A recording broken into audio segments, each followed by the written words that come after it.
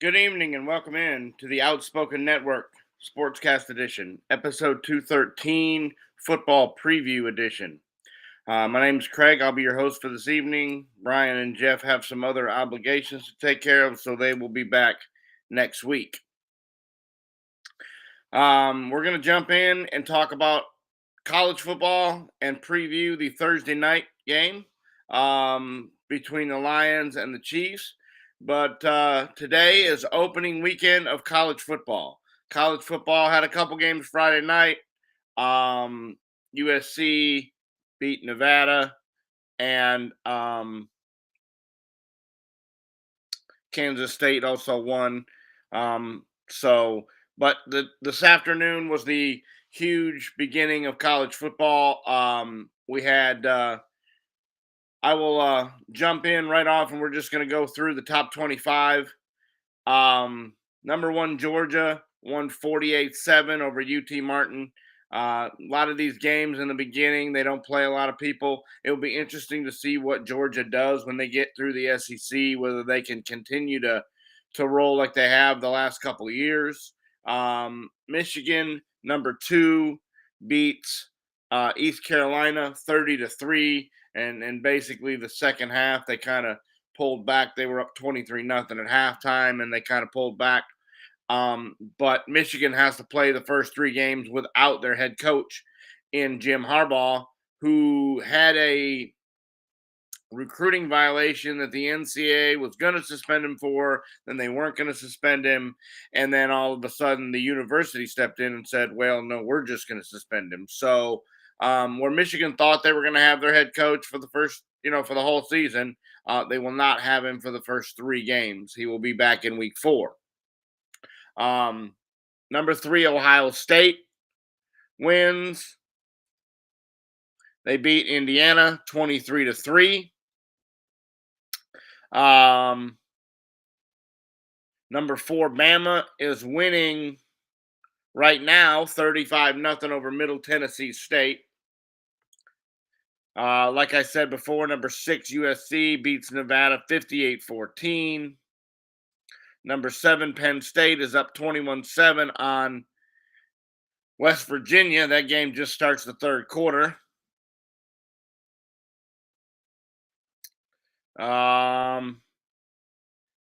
Number 8,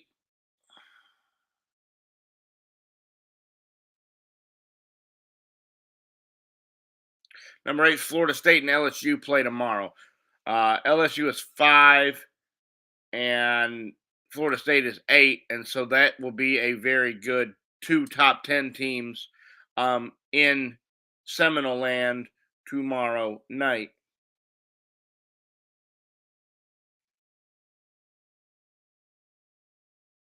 So Clemson plays Monday against Duke. They're number 9.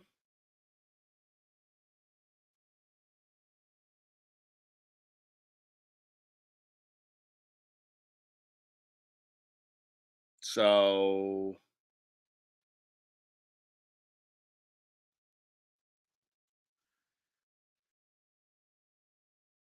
all right. So number 10. Let's see here.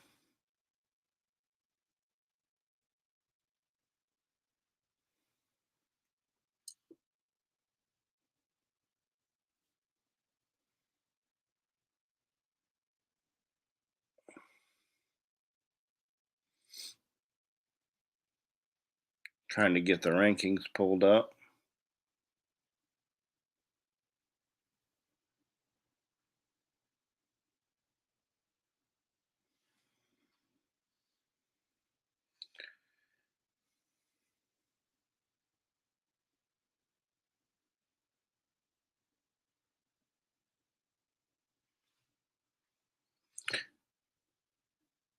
Number 10 is Washington, and they play California later this evening.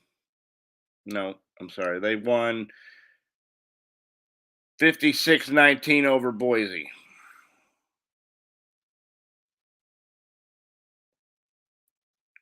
So number 11 would be Texas. They won today as well. Tennessee has won this afternoon. Notre Dame won Saturday. Um, Oregon had a close one. They scored 81 points. Uh, they win 81-7 over Portland State. Oklahoma scores 73, wins 73 nothing. So the opening week is um not exactly your barn burners. But the biggest game of the day was number 17 TCU playing unranked Colorado. Colorado comes into Fort Worth, and Coach Prime, who takes over the Colorado program, who had one win last year. Deion Sanders comes from Jackson State, where he was 28-7 in 2 seasons over there. Brings the winning culture and tells everybody that he's going to completely turn this franchise around and bring things back to Colorado the way they were back in the 80s and 90s, where Colorado was a known powerhouse in college football. Brings his son Shadir Sanders with him to be the quarterback. Has a bunch of transfers in. Has some other things that go on, and they march into Fort Worth 21-point underdogs, and not only do they cover the spread, they win outright. And they win 45-42 and shock a team who was in the national championship last year. They're in the national championship, and now they lose game one. TCU had a lot of players that went to the NFL and graduated and moved on, and so there was a question on how they would be this year, but they were still supposed to be pretty good. And Shadir Sanders throws for over 500 yards. They've got a wide receiver. Um,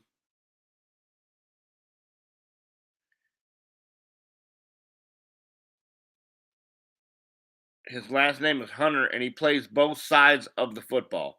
He plays wide receiver and he plays defensive back, and he made multiple plays today on both sides of the ball that absolutely Travis Hunter makes multiple plays on both sides of the ball today. Plays over 100 snaps. That's just something you don't see in football very much anymore. And he has this team believing in themselves and believing in that they can win, and they can win now. That it won't be next year, or won't be a couple years down the road. That it will be now. And um, everybody said when he was at Jackson State, when he just took that program and righted the ship over there, that it was all, that there's no competition. Jackson State has, he couldn't do it in Division One, and he couldn't do it with a real school, and he did. He's taken this team, and in a short time, he was hired late. He didn't really get a lot of the recruiting time and the things that all these coaches get. So yes, there was a lot of transfers. There was a lot of people that came in from other schools that wanted to play from him, and I mean that's fine. But the bottom line is Colorado. I mean, and I'm not saying they're gonna vie for a national championship this year, but they had one win last year, and they had in one game they have as many wins as they had all of last year, and they look good doing it. Yes, they let up 42 points. It's not gonna most games you're not gonna win. You don't want to get in shootouts, so they probably have some work to do defensively. But to throw for over 500 yards on a team that was in the national championship last year, um, and to come into their house and do it in convincing fashion, is impressive. And to beat a top 25 team and probably put yourself in the top 25, um, that is something that will be really interesting to watch going down the road. Um, it will be interesting to see if Michigan, the loss of their coach, hurts them. I'm very curious to see if Georgia can right the ship and stay as hot as they have been. They've gone on a 3 year run where they've only lost like one game in 3 years. Be interesting to see how well Alabama does, and if Saban can get back to his national championship ways. The LSU Florida State game, can LSU right the ship after a rough couple of years and put their name back in the hat of the college football powerhouse? Um, Texas, can the quarterback stay healthy and can they right the ship, or does their head coach? He is probably coaching for his job if they don't um, make a run at a playoff run or make um, you must be reading my mind, Jeff. Yeah, I don't know. I think they have the right system now. I don't know if the head coach is right, um, but they have the players. Of course, they have the Manning, Arch Manning down there. But Ewers, Quinn Ewers is the quarterback for now. He was hurt last year and comes back and tries to give him one season before Arch has to take the reins. I don't know if Texas. I think they're probably a year away, but I don't know. That the Big 12 is exactly not the powerhouse that it was. You probably Oklahoma is probably all you really have to deal with, especially now. It looks like TCU is going to probably take a step back and not be. You have Baylor, Kansas State. That's another team that gave some teams fits last year. They beat TCU in the Big 12 title game. Um, so it's and they're over in the SEC. I don't know if they play the SEC schedule this year or not. Let me see if I can find Texas's schedule because I don't know if they play the SEC schedule or not. Um, or if that's next year. I know they moved over and left early, but I don't know if they play.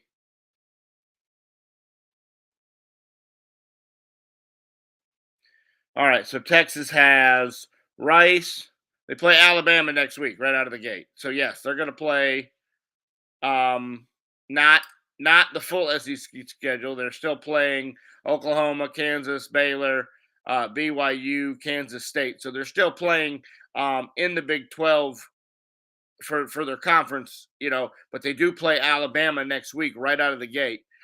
So that will be interesting. Number 11, Texas against number 4, Alabama next week at 6 o'clock in Alabama. So that will be a very interesting game to see where Texas.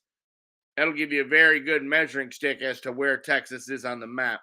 Are they ready to face the glory days, or are they still a year away?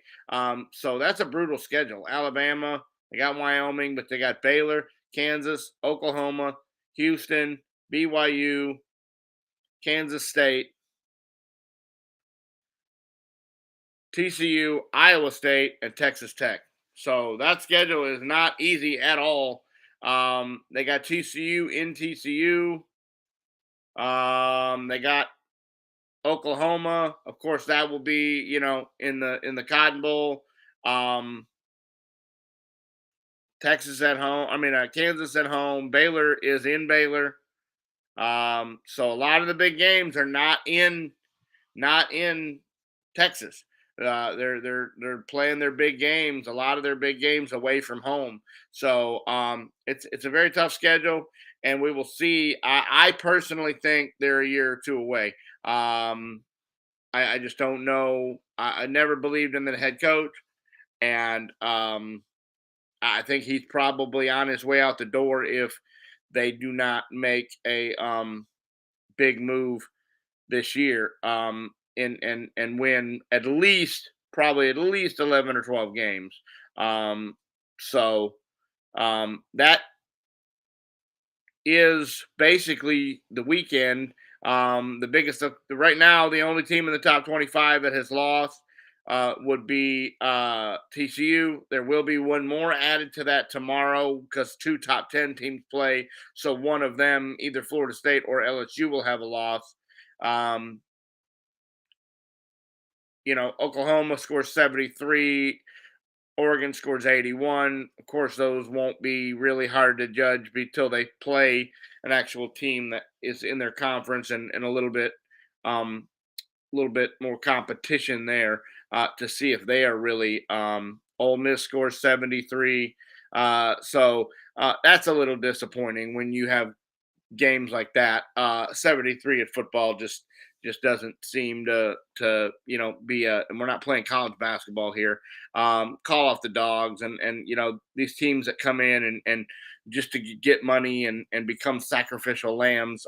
That's great, but 81 points in a college football game is just a little bit much.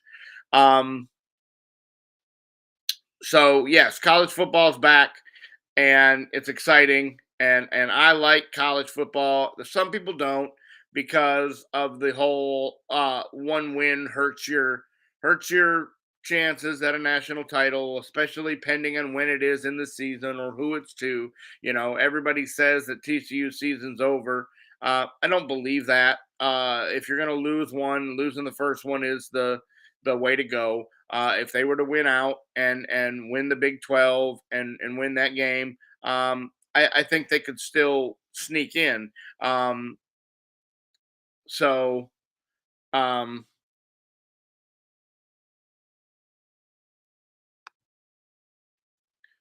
Yeah, I agree. I mean, if you look up on the scoreboard and you're down 73 to nothing or 81-7, I don't care who you are, and if you expected to win or expected to lose or whatever, if I'm the head coach of the team that's down 81-7, I mean that just my guys are out here getting pummeled, and it makes you look like you're not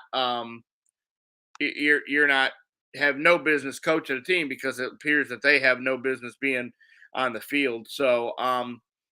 That seems to be a little bit much. I mean, I'm sure Michigan could have probably put a bunch up on Eastern Carolina today. They just didn't. They pulled a lot of their guys out and just, you know, kind of ran the ball and they scored their 30 and they went home. And it is what it is. Each team. I mean, unfortunately, the ranking system looks back and goes, "Oh, you guys 1 point differential becomes part of the rankings," and I don't like that. I think if you win, you win. It shouldn't matter by how much. Um, so the style point victory has never been a thing for me. But college football um, is back. It's exciting. I like it. uh, and I don't mind um the if you win, if you lose one game, it hurts you. I mean, you don't have to be perfect. I think I believe that it I mean, it is what it is. It's you're gonna going in that you need to win a majority of your games. That's why a lot of these teams schedule very easy out of conference games so um they don't have to have any competition. They don't have to worry about it getting a loss early in the season. Um, but the year that Michigan, it was I don't know 10 years ago today, I believe they lost to Appalachian State, and if it doesn't ruin your season, you can still have a good season. You can still go 11-1, and like I said, and make a run at the um, national title. Um, I just don't think that it's the end of the world. Um, NFL starts on Thursday. and the Detroit Lions go into Kansas City and play Patrick Mahomes. And so this could be a better game than you think it is. Um, there are some people that believe um, that the Lions can shock the world, and they could shock the world and beat the Chiefs. Their defense has gotten a lot better. Um, Now they did lose a lot in your gambling suspensions. They were the team that was hit hardest in this gambling crackdown that the NFL had. I think they lost 6 guys, including their burner wide receiver. He won't be able to play till week 7.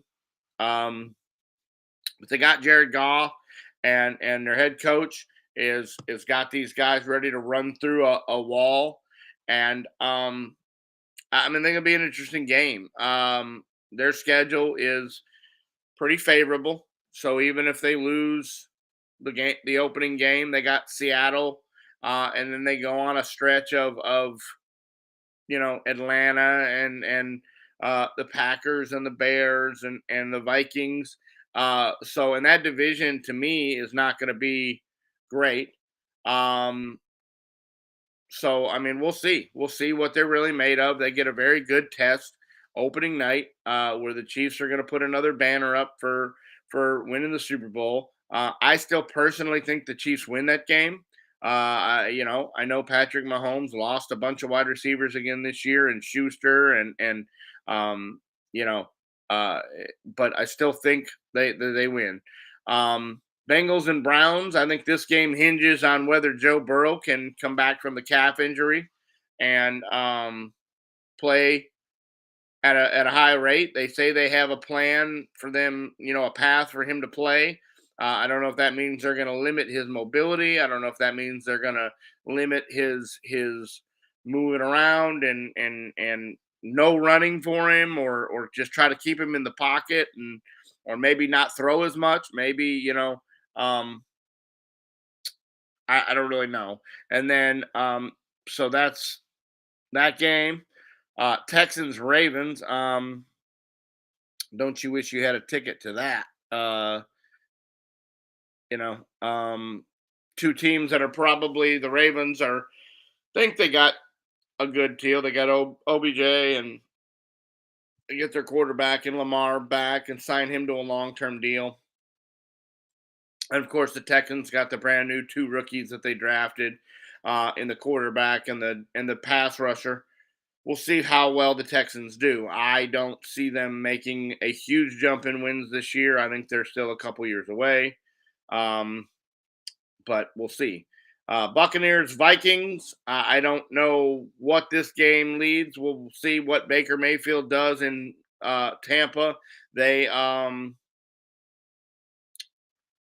they lose a huge part of their offensive line and their center to a probably career-ending knee injury. He had the knee injury last year, and he had to have surgery, and he came back from it, and he re-injured it, and it looks like it's probably career-ending.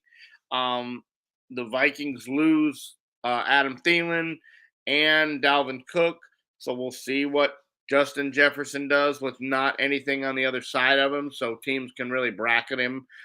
That should be interesting there. Um, Falcons Panthers again, another game where the Falcons really don't have a quarterback. We'll see what their new running back in Bijan Robinson is able to do. Had a pretty good preseason, but we'll see what he does when the lights really come on. The Panthers, of course, with their rookie QB.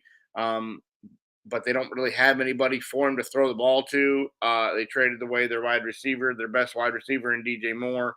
So we'll see how that works out in Carolina. I think that's going to be an absolute train wreck. Cardinals Commanders. I think the Commanders go in and just take care of business because Sam Howell is okay at what he's doing right now. He's pretty solid average quarterback, but the Cardinals have basically made it pretty publicly known that they're not going to try to win football games this year. They got a third string quarterback. Um, they don't think that the quarterback's going to play all season. He had the ACL injury. They think they're probably going to shelve him for the whole season.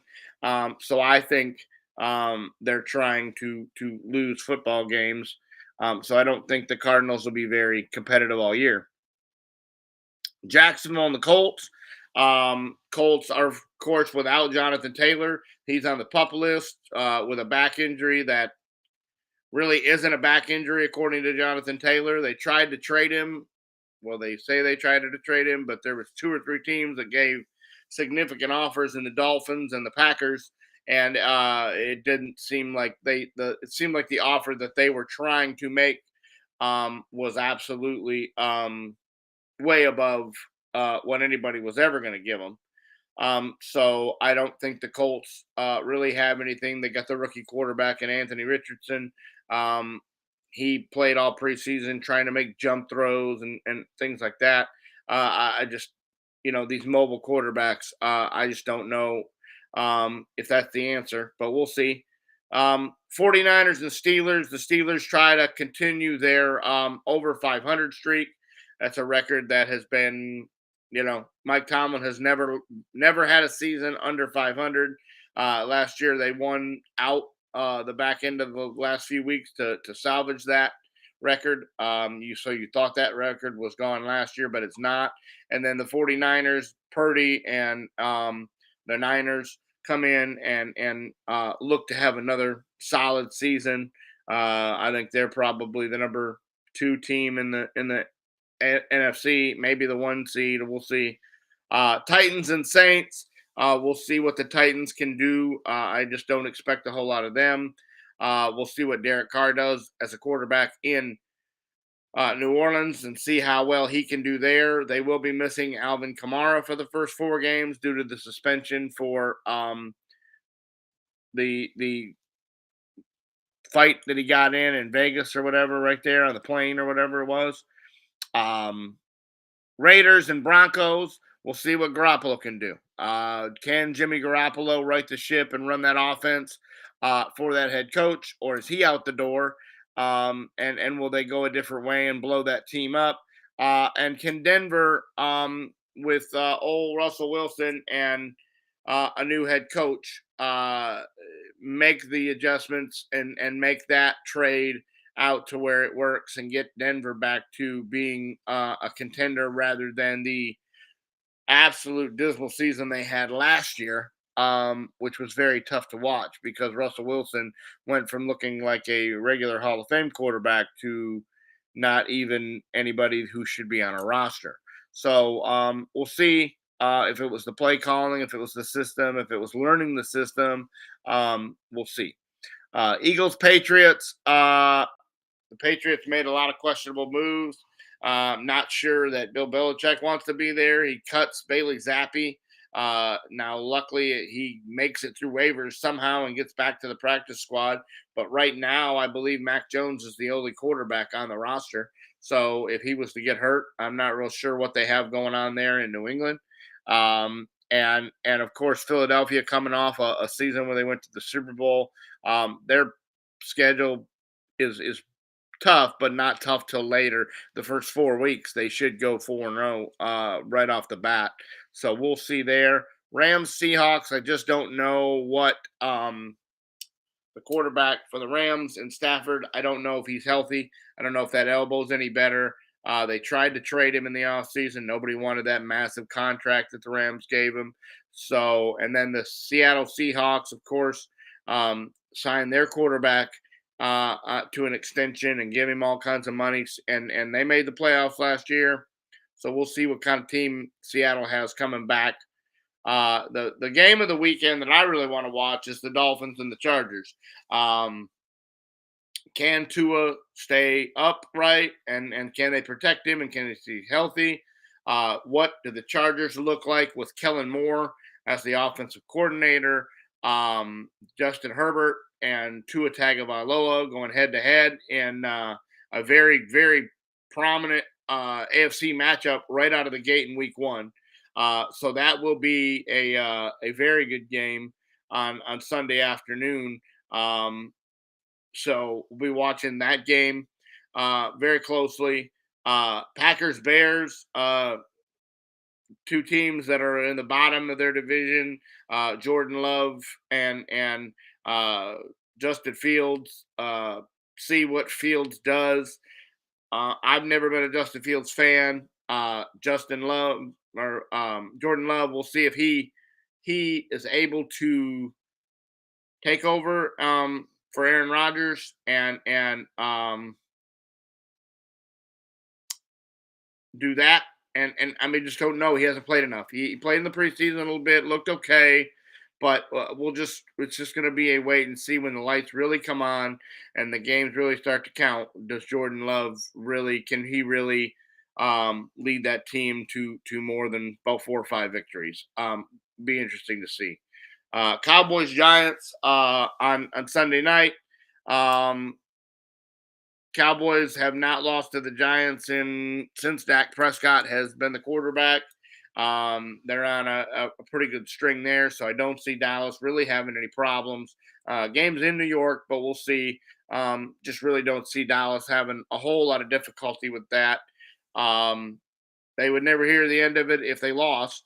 But Dak Prescott in the NFC East, he really does well against teams in the NFC East. So I fully anticipate Dallas getting off to a good start there. And then Monday night, Bills and Jets will be a definite game to watch. Aaron Rodgers back in the prime time on Monday night against Josh Allen. Um, will be a very very tough test right out of the gate for the for the Jets. They have a pretty tough schedule to start off with. I believe they got the Bills. I believe they got the Cowboys. So they have a pretty tough draw right off the start to see what that team is made out of right out of the gate. And that's about it. So football is back today. College football was um, really well. I mean, you had a bunch of games that were blowouts. You had the shocker in Fort Worth of Colorado beating TCU. You got a really good game tomorrow in LSU and Florida State to see if that game lives up to the hype and in two top 10 teams in Seminole land down there playing college football. And then Thursday night, the NFL kicks off and just can't wait. So I believe we will try to have a show Tuesday. Got to get with Brian.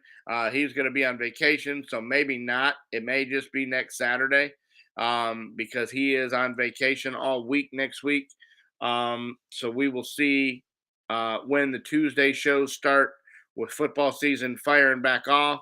But we will definitely be back next Saturday, and we look forward to catching up on week 1 of the NFL season and talking about the game that happened Thursday night, and we'll be ready to preview um,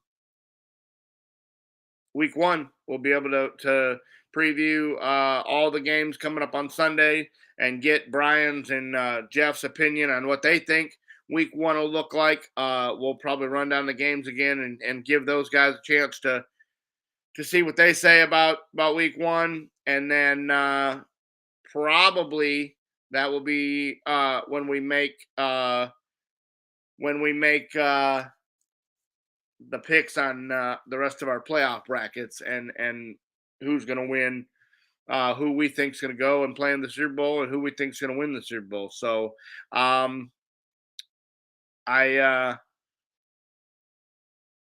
with that being said, we will wrap it up, and I hope you guys have a wonderful evening. We look forward to seeing you next week. Remember, you can download this on any of your podcast platforms, and on YouTube you can subscribe and get it live, get the notice live when we go live, and you can always comment. We like your comments. Jeff Jeff joined us tonight. He had some other obligations, but he joined us tonight and in the chat, and so that was nice. We will talk to you guys next week. God bless and keep it outspoken.